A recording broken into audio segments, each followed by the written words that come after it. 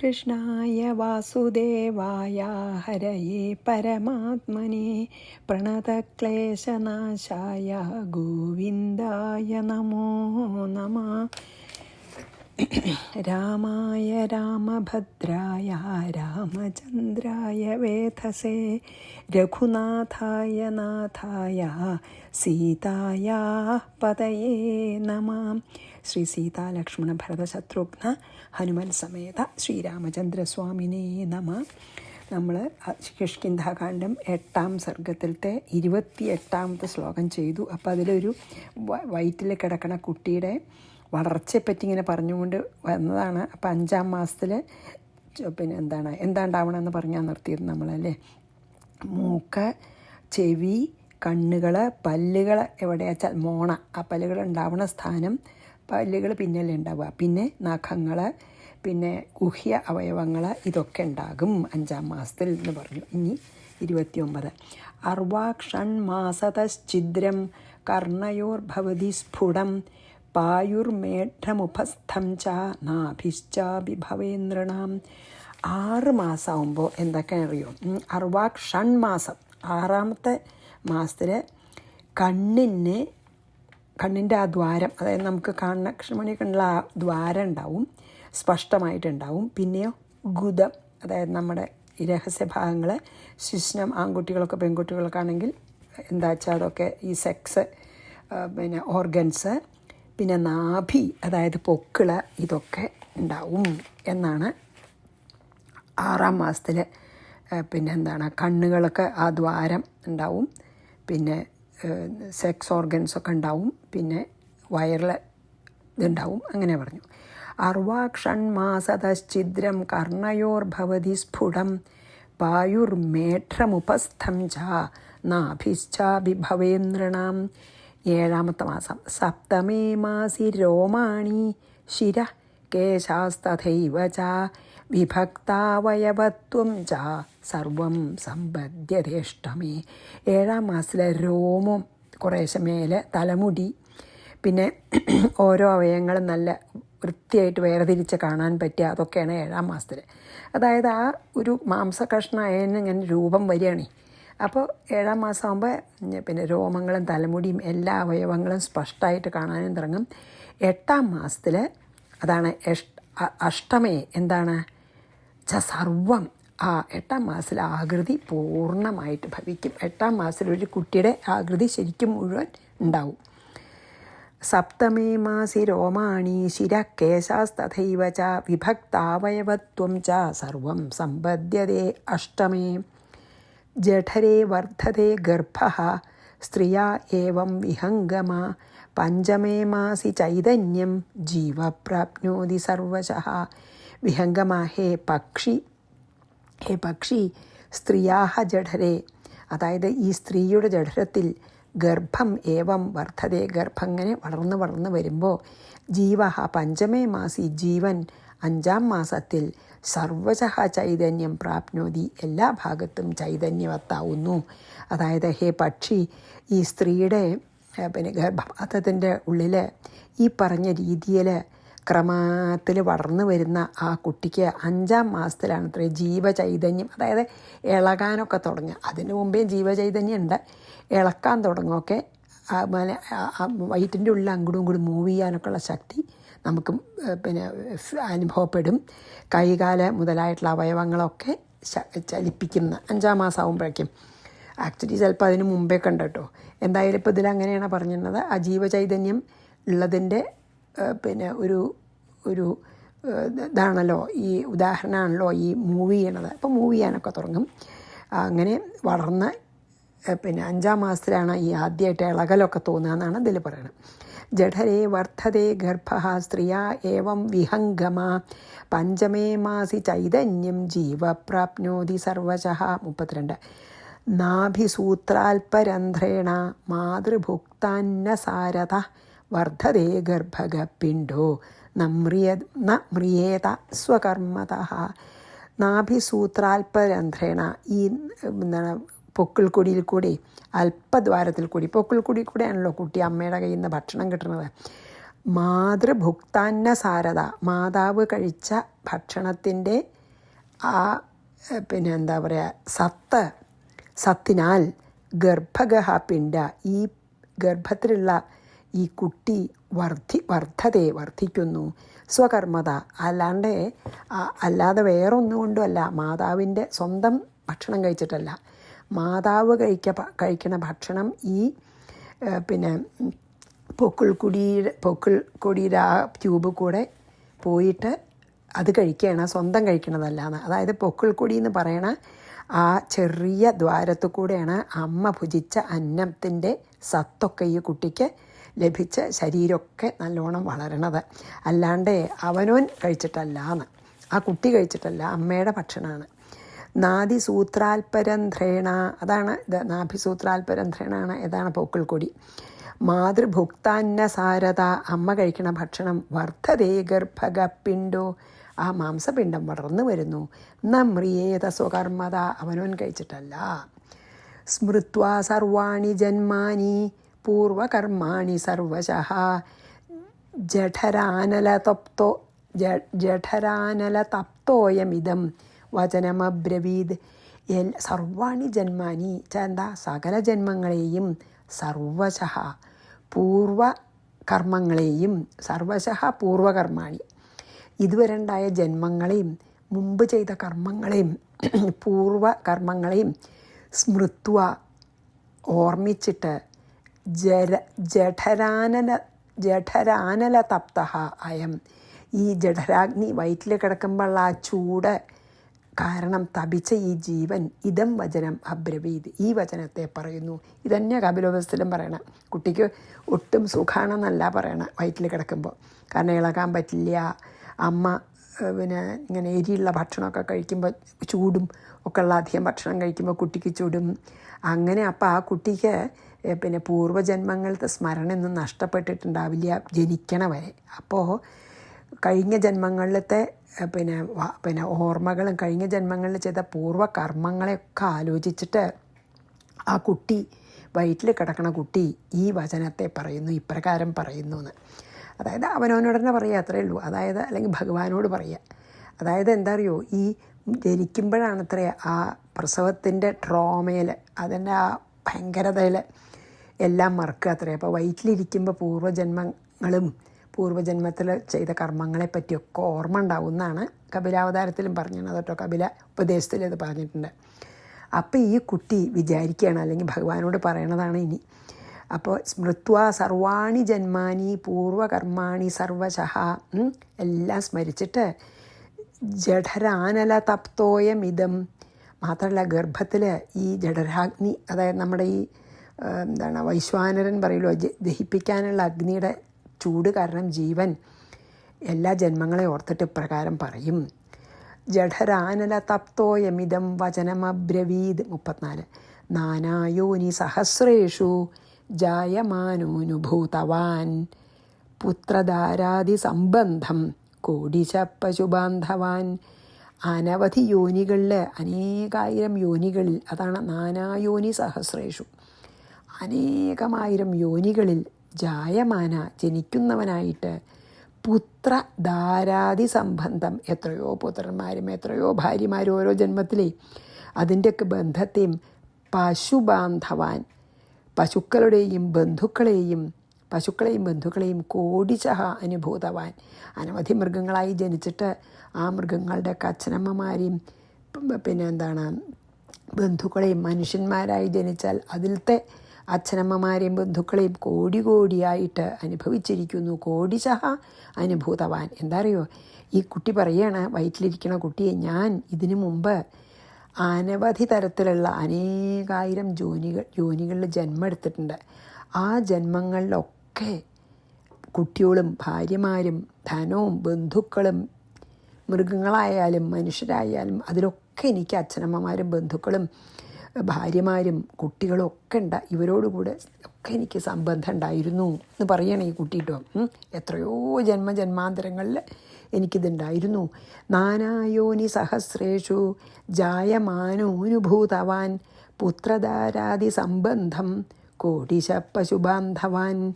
ഇനിയോ കുടുംബഭരണാസക്രിയ ന്യായാന്യായൈർധനാർജനം കൃതം നാകരവം വിഷ്ണുചിന്താം സ്വപ്നേ വിദുർഭഗഃ. കുടുംബഭരണാസക്തിയ, കുടുംബം ഭരിക്കാനുള്ള അല്ലെങ്കിൽ കുടുംബം കെട്ടിപ്പടുക്കാനുള്ള താല്പര്യം കൊണ്ട്, ആസക്തി കൊണ്ട്, ന്യായാന്യായേഹി ന്യായമായിട്ടുള്ള വഴികളിൽ കൂടിയും അന്യായമായ വഴികളിൽ കൂടിയും ധനാർജനം കൃതം, ധനം സമ്പാദിക്കപ്പെട്ടു. അതായത് ധാർമ്മികമായിട്ടും ധനം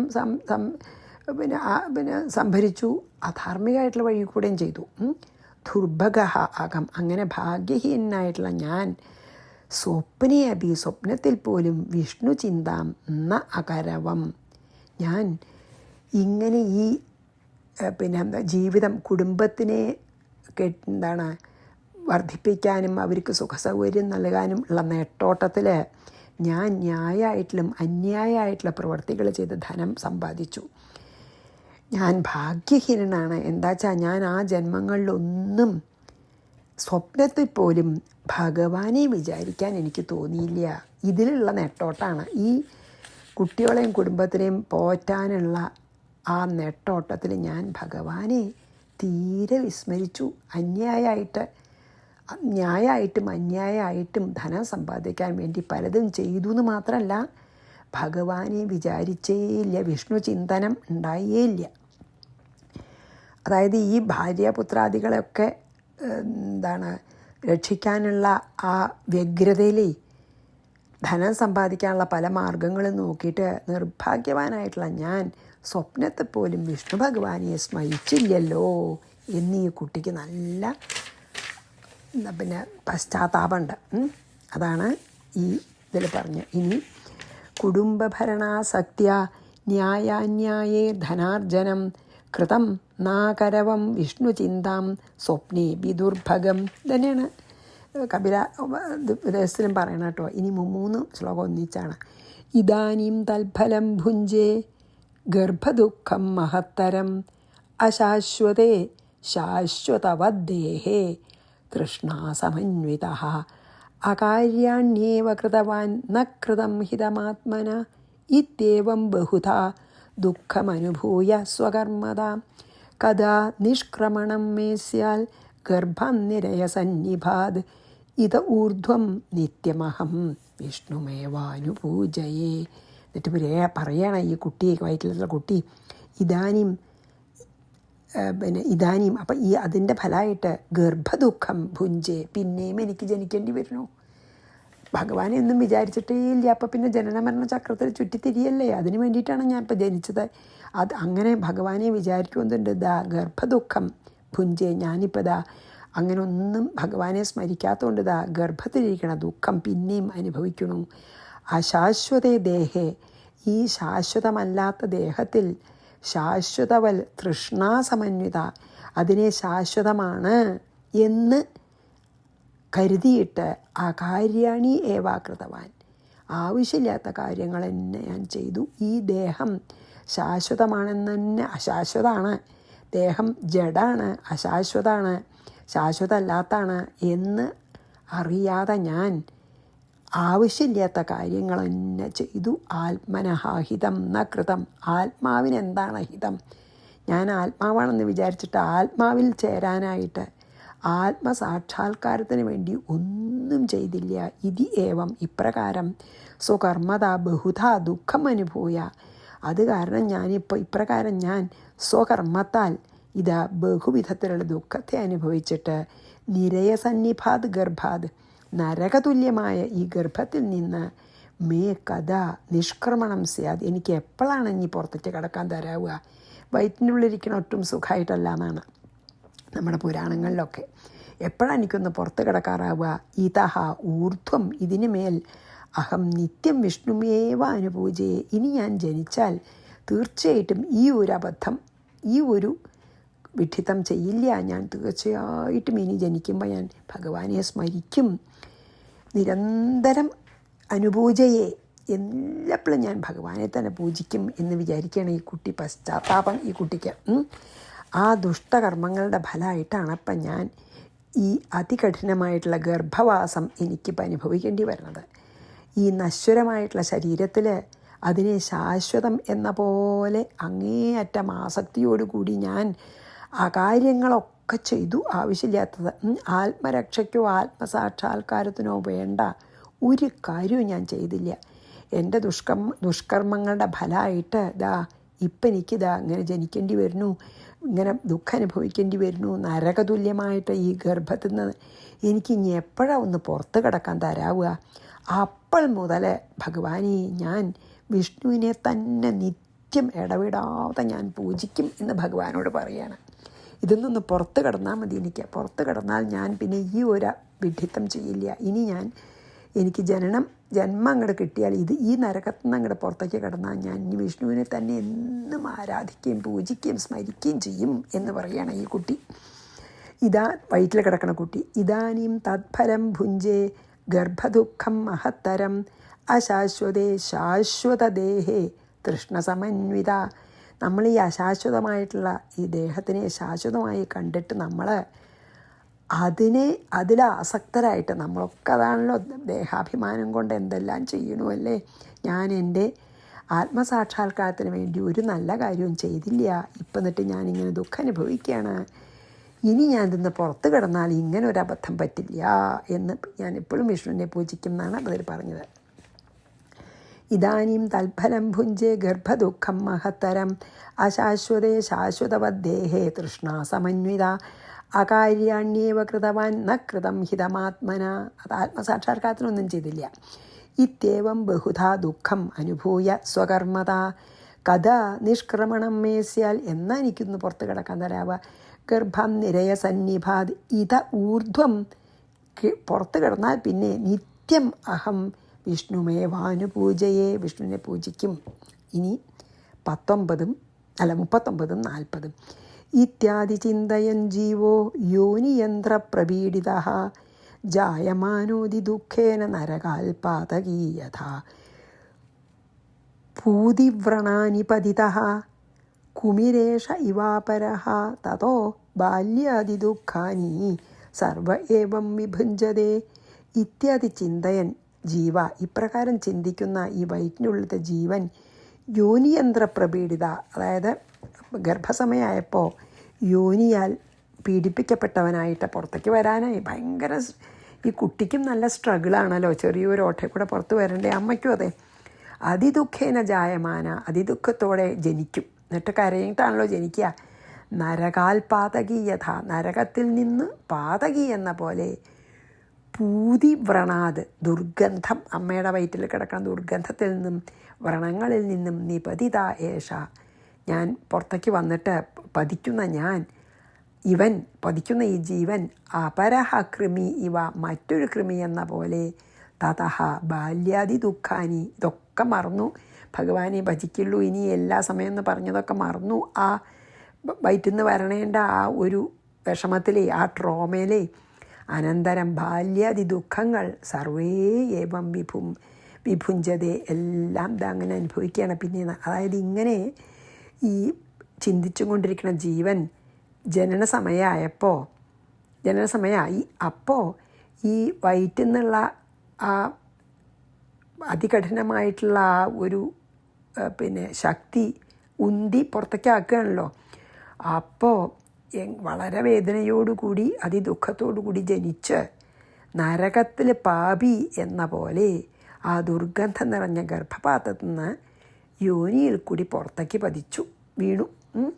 അപ്പോൾ എങ്ങനെയാ ഈ മറ്റൊരു പുഴുവിനെ പോലെ തന്നെ പിന്നെ ഈ ബാല്യത്തിലുള്ള ദുഃഖങ്ങൾ, മൂത്രത്തിൽ കിടക്കുക, ഒക്കെ വിശന്നാൽ കരയാൻ മാത്രമേ പറ്റുള്ളൂ, അങ്ങനെയുള്ള ദുഃഖങ്ങളൊക്കെ അനുഭവിച്ച് ഇങ്ങനെ ഒരു ജീവൻ മാത്രമല്ല, ആരെല്ലാം ജനിക്കുന്നു അവരൊക്കെ ഇതുപോലെ വയറ്റിൻ്റെ ഉള്ളിലും ദുഃഖം അനുഭവിക്കുന്നു. പുറത്ത് കടന്നാലും അസുഖങ്ങളും വിഷമങ്ങളും ആയിട്ട് ബാല്യകാലത്ത് ഇങ്ങനെ ദുഃഖം അനുഭവിക്കുന്നു എന്നാണ് പറയണത്. ഇത്യാദി ചിന്തയൻ ജീവോ യോനിയന്ത്രപ്രപീഡിത ജായമാനോതി ദുഃഖേന നരകാൽപാതകീയഥ പൂതിവ്രണാം നിപതിത. അങ്ങനെ ആ ഗർഭപാത്രത്തെ വെള്ളത്തിൻ്റെ ഉള്ളിൽ നിന്ന് വീണിട്ട് കൃമിരേഷ ഇവാപര, വേറൊരു കൃമിയെപ്പോലെ, ഒന്നിനും കഴിയില്ലല്ലോ ചെറിയ കുട്ടിക്കാലത്ത്, തന്നെ ഒന്നും ചെയ്യാൻ പറ്റില്ലല്ലോ. തതോ ബാല്യാദി ദുഃഖാനി സർവയേവം വിജൃംഭതേ. അങ്ങനെ ആ ദുഃഖത്തിൽ ഞാൻ ആ കുട്ടി വിഭുഞ്ചതേ കഴിയണു. എന്താ കൊടുത്തുവെച്ചാൽ കഴിക്കും. അങ്ങനെ ഇനി ത്വയാ ചൈവാനുഭൂതാനി സർവത്ര വിദിതാനി ച ന വർണ്ണിതാനി മേ ഗൃധ്ര യൗവനാദിഷു സർവദാ ത്വയാ ച ഏവ അനുഭൂതാനി നിന്നാലും അനുഭവിക്കപ്പെട്ടവയും സർവതഃ വിദിതാനി എല്ലാവരാലും അറിയുന്നവയുമായ യൗവനാദിഷു ദുഃഖാനി യൗവനത്തിലും ദുഃഖം തന്നെ. സുഖവും ദുഃഖവും എന്താ പറയുക സമ്മിശ്രാണല്ലോ.